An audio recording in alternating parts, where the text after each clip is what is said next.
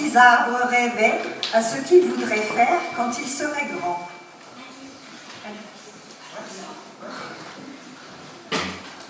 Moi, je veux abriter un trésor.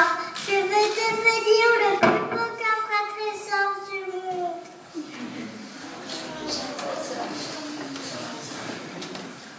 Moi, je veux être un grand voilier. Je transporterai des rois puissants.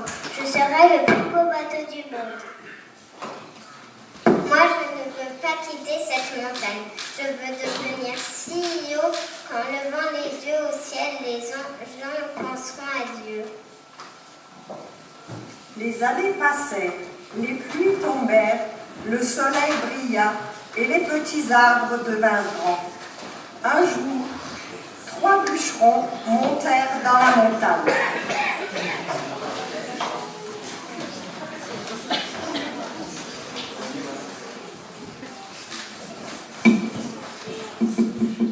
Cet arbre m'a l'air solide et fort. Je devrais pouvoir le vendre à un charpentier. En un éclair, abattu d'un coup de hache, le premier arbre tomba.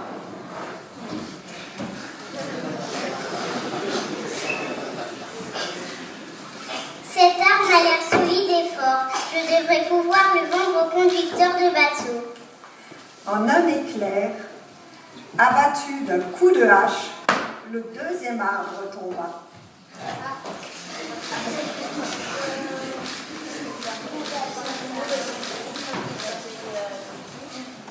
Je n'ai pas besoin d'un arbre spécial, alors je vais prendre celui-là. En un éclair, abattu d'un coup de hache, le troisième arbre tomba à son tour.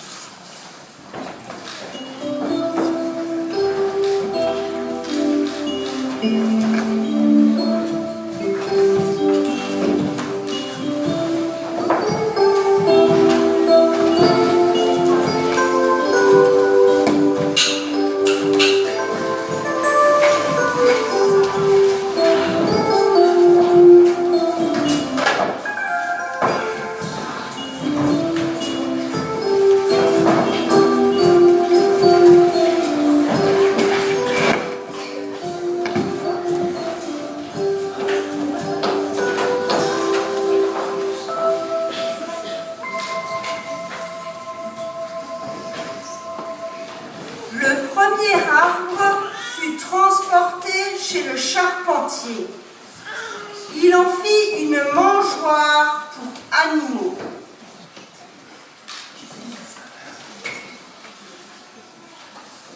Il avait rêvé de trésors et se retrouvait rempli de foin. Le second arbre fut transformé en simple barque. Chaque jour, il transportait du poisson mort qui sentait affreusement fort. Ses rêves de puissance s'évanouirent. Quant au troisième, le charpentier en fit des poutres qu'il empila dans sa cour. Il avait rêvé d'être admiré. Le voilà qui fut abandonné dans un coin. Beaucoup de jours et de nuits passèrent. Les 3 arbres oublièrent presque leurs rêves.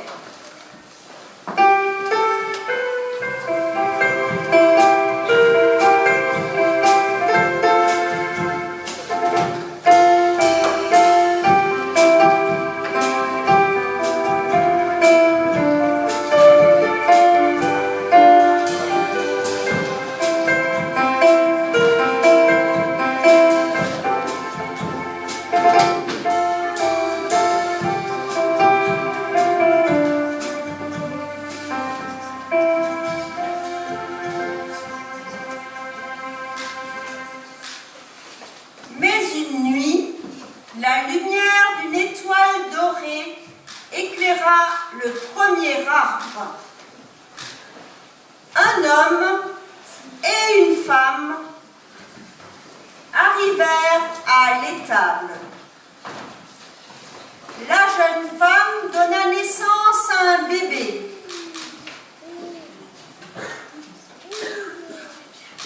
J'aurais bien voulu offrir un berceau pour le bébé, mais cette mangeoire fera l'affaire. La jeune femme plaça son nouveau-né dans la mangeoire. Soudain, le premier arbre sut qu'il renfermait le plus précieux trésor du monde. D'autres jours, d'autres nuits passèrent. Un soir, un voyageur fatigué et ses amis s'entassèrent dans la vieille barque fabriquée avec le bois du second arbre. Le voyageur s'endormit. Soudain, l'orage éclata et la tempête se leva. Ouh! Le petit arbre trembla. Il savait bien qu'il n'aurait pas la force de transporter tant de monde. Le voyageur s'éveilla. Il écarta les bras et dit: La tempête se calma.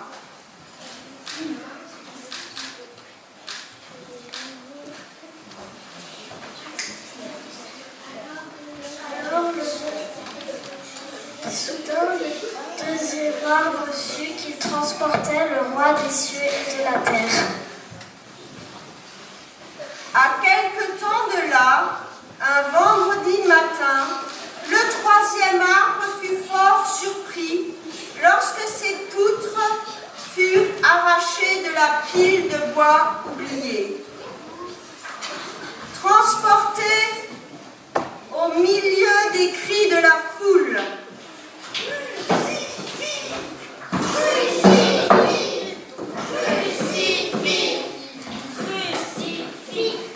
l'arbre frissonna quand les soldats clouèrent sur lui les mains d'un homme.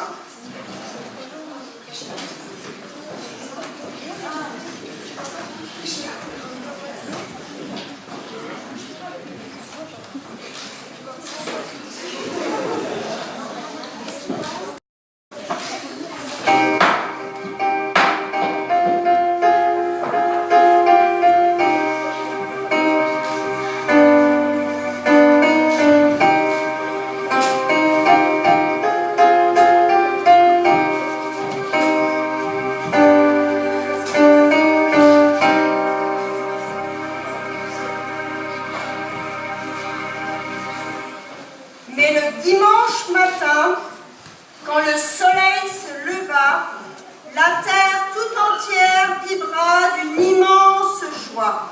Alléluia! Alléluia!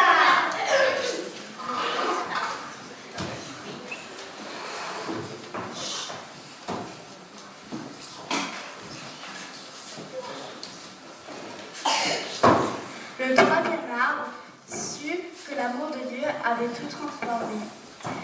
Il avait rendu le premier arbre beau.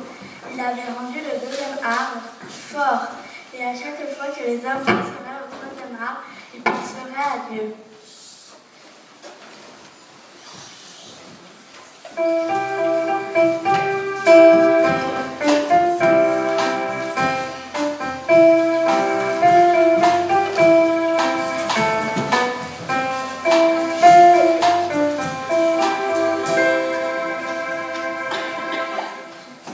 Quels sont les plans que nous faisons dans nos vies? Est-ce que les plans que Dieu fait pour nous sont les mêmes? La Bible dit: vos pensées ne sont pas mes pensées, et vos plans ne sont pas mes plans. Les plans que Dieu forme sur nos vies ne sont pas toujours ceux auxquels nous nous attendons. Mais nous savons que ce qu'il a prévu pour nous est toujours bien meilleur que tout ce que nous pouvons imaginer ou même penser. Car il nous dit dans sa parole: je connais les projets que j'ai formés pour vous, projets de paix et non de malheur, Alors, laissons-le guider nos vies. Joyeux Noël à tous!